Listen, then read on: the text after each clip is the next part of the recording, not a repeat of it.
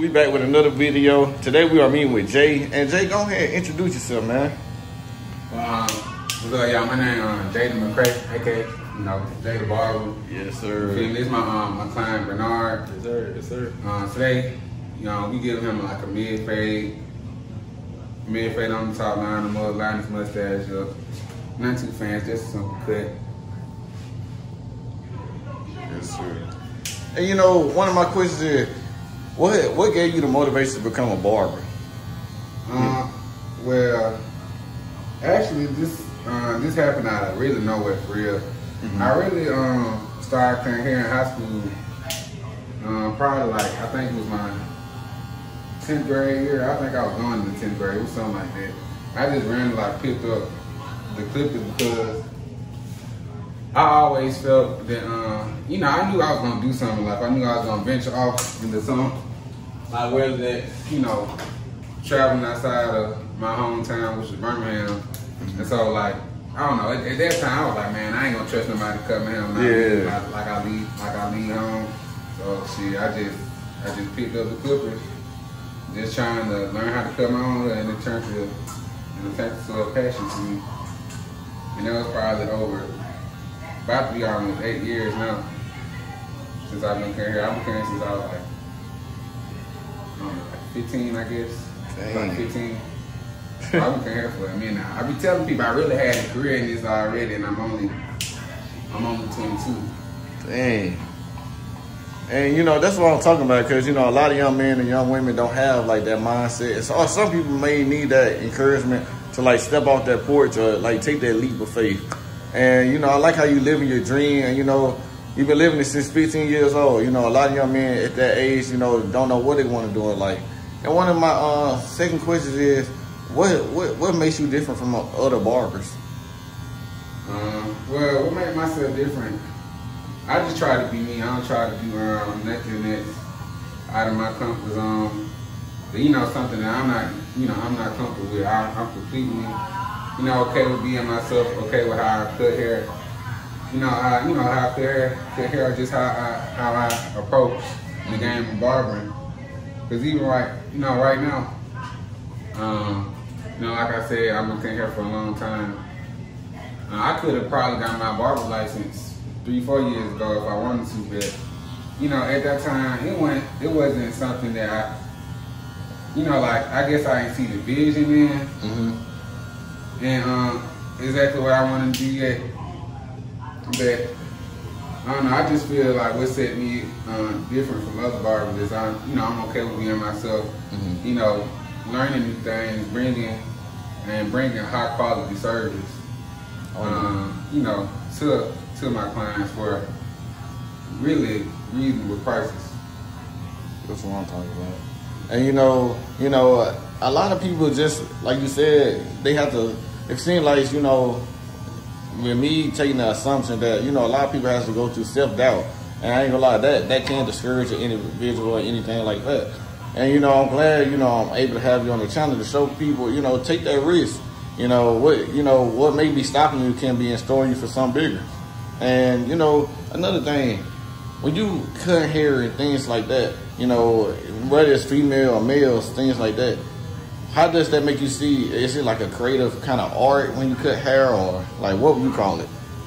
Yeah, I call it an art. I feel like what I do is artistic, because I can have a blank canvas and do whatever I want with a person's haircut. I can make the same haircut look 30 different ways just by the way I flick my wrist, mm-hmm. When I'm cutting somebody's hair. So I definitely feel like it's an art to cut hair. Like, there's so many different avenues in cutting hair, just with the services you can provide, the environment you can create.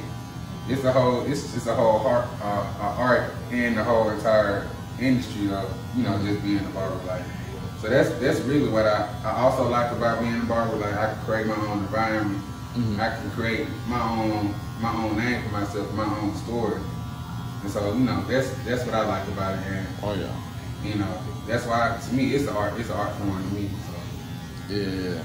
And like, what would you say to yourself? Are you proud of yourself, or do you feel like you're successful yet, or you feel like you got more in store for where you're at now? I mean, I definitely feel that, of course, I feel like I am successful right now at this point in time in my life, like where I came from and where I've been through. But, you know, of course it's more to come for me, definitely more to come for me. Like, you know, things I want to do in my life outside, even outside of barber, because barbering is, you know, my passion, but it's also a stepping stone for me and for my future family and my future life, you know, to where I want to position myself in. So yeah. Oh yeah, man. And you know, is it cool if I ask your client a question real quick? Oh no, you don't ask me. And how does it make you feel hearing like the mindset of like, you know, someone who's cutting your hair, you know, a barber? Because you know a lot of people don't ask these kind of questions when it comes to people who give haircuts or anything like that. So how does that make you feel about, you know, your barber Jay? Really, honestly, it's liberating. Jaden said something when you asked him the question on what made him step out and be a barber. Honestly, his reaction, his first answer was, you know, I had a thought. I don't trust a lot of people, you know, to cut my hair or, you know, follow up on that. And we all kind of go through that when we go to college, because we understand that we'll be away from the setting that we grew up in, the environment that we're comfortable in. So we may have to step out on faith and, you know, choose people to, you know, some of the needs that we have. And in that moment, you could have either chose to be the consumer or the producer. He could have either chosen to be, you know, a customer of somebody that's out here trying to do it, or he could have been the person that was, you know, taking out that leap of faith and become the producer. So it's always humbling and it's always liberating to see somebody doing it and doing it in a way that make them feel comfortable and original. But also it makes me feel comfortable, because when I come here, I understand that I can be open with him. I can let him know that, you know, it's an environment that doesn't have to be the standard barbershop talk, not the, you know, the scandalous talk that people think is filled in the barbershop, because we don't actually talk about things like that. We talk about things that's better in us and that's gonna better our future, because college is a time that you find yourself, you know what I'm saying? Sometimes you figure out college is not for you, school is not for you, but you also understand that, you know, you acquired a skill or a discipline while you were there. And if that manifests success on your heart, you know, did you come to college and be successful? My answer is yes. I mean, it's not all about school when you get here. You find your way of life, and if it catches your eye and it catches your interest and you're passionate about it, you should do it. And you know, there's all more motivation for people that's like Jaden or just want to be an entrepreneur in themselves, you know, to take motivation from this and fuel it towards whatever they want to inspire to do. Wow, man, you know, that's very encouraging, because, you know, as I can see, it shows that a lot of barbers don't take the time to build connections with their clients. And that's all you hear. You know, you can tell that, like, the conversation that they have are genuine. You know, just give you something to think about. You know, it's good. It's good how he mentioned how, like, you know, it's outside of like the typical barber conversation a lot of people hear about. They don't hear about the untold stories or like serious situations that individuals may be going through. And you know, and I got one last question for Jay and for you know, his client Bernard. What advice would y'all like to give to any individual out here, or to my YouTube channel? Well, I tell you to follow your dream for real. If it's something that you want to do or something that you think you can do, just try it, you know. And you know, try to be, be yourself too, like, because at the end of the day, you got to be your own self. You got to be your true, authentic self to who you are and what you want to do in your life. So don't let, you know, things people say or just the stigma around certain things that you might want to do that people say, oh, this not a successful career, or this something that you can't do on a larger scale.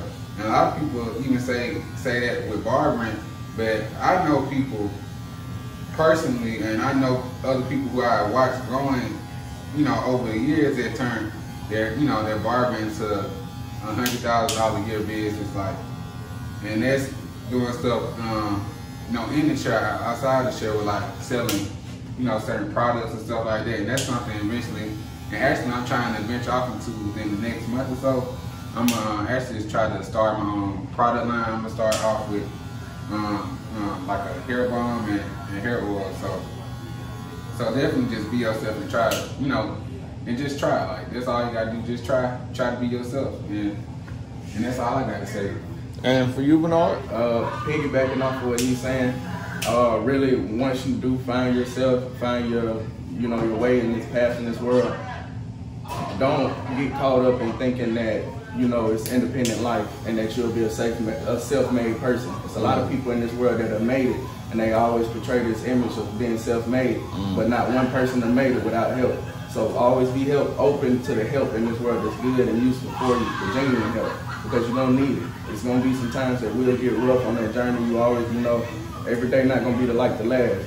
But if you keep rereading the last chapter in your life, you'll never make it to the next. So.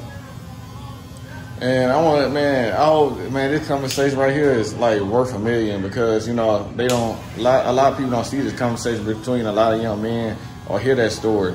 And, you know, hopefully this inspired a lot of individuals to like open their eyes and understand, like, you know, just keep going, staying consistent, and, you know, never become too comfortable. Because, you know, that's why a lot of people always forget about raindrops. One thing about raindrops, they continue to stay consistent. And, you know, everybody want to be a pun and just be settled. Sometimes you got to step out and be a raindrop and just keep going, and just overflow. So I want to thank y'all for allowing me to, you know, interview you all and things like that. Also, Jayyd is a barber on South Campus, so if any college students around the area who stay in Mobile, Alabama, that may need a haircut or anything, please hit up Jayyd. His information will be at the bottom of the screen and in the link in the description. So y'all stay tuned. Thank y'all again so much. And can y'all just say one thing for me? Can y'all just say WooGang TV? Oh yeah. Be that paid though. Oh yeah. Yeah. No, and can y'all just say one thing? WooGang TV, we own ourselves. Oh, WooGang TV, we own ourselves. Yeah, thank you.